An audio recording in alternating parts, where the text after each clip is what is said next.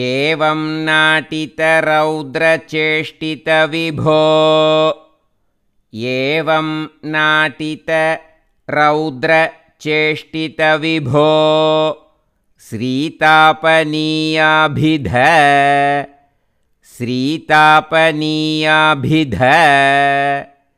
श्रुत्यन्तस्फुटगीतसर्वमहिमन् श्रुत्यन्तस्फुटगीतसर्वमहिमन् अत्यन्तशुद्धाकृते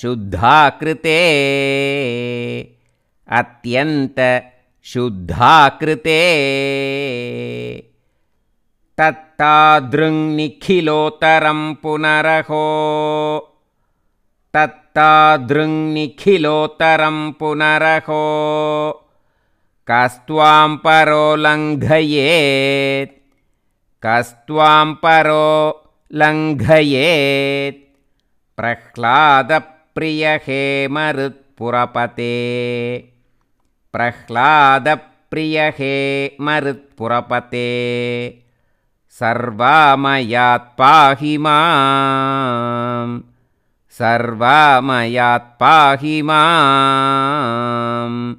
இந்த கடைசி லைன் 3 வாட்டி சொல்லணும். Okay, 3 times you have to repeat. प्रह्लादप्रियहेमरुत्पुरपते सर्वामयात् पाहि माम् प्रह्लादप्रियहेमरुत्पुरपते सर्वामयात् पाहि माम् प्रह्लादप्रियहेमरुत्पुरपते सर्वामयात् पाहि माम्. Now again let us repeat. एवं नाटितरौद्रचेष्टितविभो एवं नाटितरौद्रचेष्टितविभो श्रीतापनीयाभिध श्रीतापनीयाभिध श्रुत्यन्तस्फुटगीतसर्वमहिमन् श्रुत्यन्तस्फुटगीतसर्वमहिमन् अत्यन्तशुद्धाकृते अत्यन्तशुद्धाकृते तत्तादृङ्निखिलोत्तरं पुनरहो तत्तादृङ्निखिलोत्तरं पुनरहो कस्त्वां परो लङ्घयेत् कस्त्वां परो लङ्घयेत् प्रह्लादप्रियहेमरुत्पुरपते प्रह्लादप्रियहेमरुत्पुरपते सर्वामयात् पाहि माम् सर्वामयात् पाहि माम् प्रह्लादप्रियहेमरुत्पुरपते सर्वामयात् पाहि माम् प्रह्लादप्रियहेमरुत्पुरपते सर्वामयात् पाहि माम् प्रह्लादप्रियहेमरुत्पुरपते सर्वामयात् पाहि माम्. Now let us sing line by line slowly. एवं नाटितरौद्रचेष्टितविभो श्रीतापनीयाभिध एवं नाटितरौद्रचेष्टितविभो श्रीतापनीयाभिध श्रुत्यन्तस्फुटगीतसर्वमहिमन् अत्यन्तशुद्धाकृते श्रुत्यन्तस्फुटगीतसर्वमहिमन् अत्यन्तशुद्धाकृते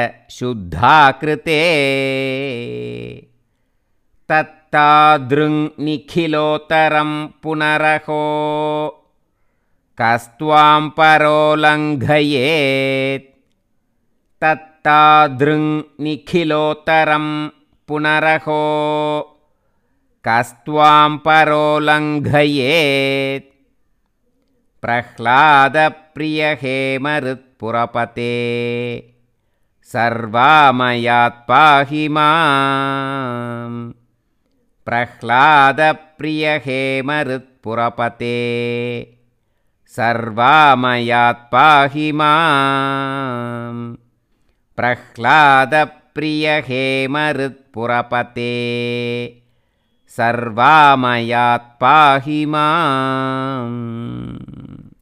Now again let us sing line by line slowly. एवं नाटितरौद्रचेष्टितविभो श्रीतापनीयाभिध एवं नाटितरौद्रचेष्टितविभो श्रीतापनीयाभिध श्रुत्यन्तस्फुटगीतसर्वमहिमन् अत्यन्तशुद्धाकृते श्रुत्यन्तस्फुटगीतसर्वमहिमन् अत्यन्तशुद्धाकृते तत्तादृङ्निखिलोत्तरं पुनरहो कस्त्वां परो लङ्घयेत् तत्तादृङ्निखिलोत्तरं पुनरहो कस्त्वां परो लङ्घयेत् प्रह्लादप्रिय हे मरुत्पुरपते सर्वामयात् पाहि मां प्रह्लादप्रिय हे मरुत्पुरपते सर्वामयात् पाहि मां प्रह्लादप्रिय हे मरुत्पुरपते सर्वामयात् पाहि मां. Now let us sing the full sloka slowly. एवं नाटितरौद्रचेष्टितविभो श्रीतापनीयाभिध श्रुत्यन्तस्फुटगीतसर्वमहिमन् अत्यन्तशुद्धाकृते तत्तादृङ्निखिलोत्तरं पुनरहो कस्त्वां परो लङ्घयेत् प्रह्लादप्रिय हे मरुत्पुरपते सर्वामयात् पाहि मां प्रह्लादप्रिय हे मरुत्पुरपते सर्वामयात् पाहि मां प्रह्लादप्रिय हे मरुत्पुरपते सर्वामयात् पाहि मां. Now again let us repeat the full sloka. एवं नाटितरौद्रचेष्टितविभो श्रीतापनीयाभिध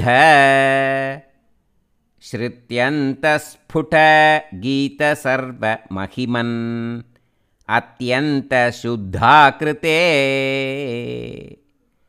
तत्तादृङ्निखिलोत्तरं पुनरहो कस्त्वां परो लङ्घयेत् प्रह्लादप्रिय हे मरुत्पुरपते सर्वामयात् पाहि मां प्रह्लादप्रिय हे मरुत्पुरपते सर्वामयात् पाहि मां प्रह्लादप्रिय हे मरुत्पुरपते सर्वामयात् पाहि मां.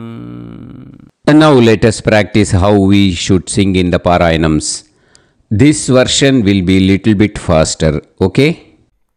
एवं नाटितरौद्रचेष्टितविभो श्रीतापनीयाभिध श्रुत्यन्तस्फुटगीतसर्वमहिमन् अत्यन्तशुद्धाकृते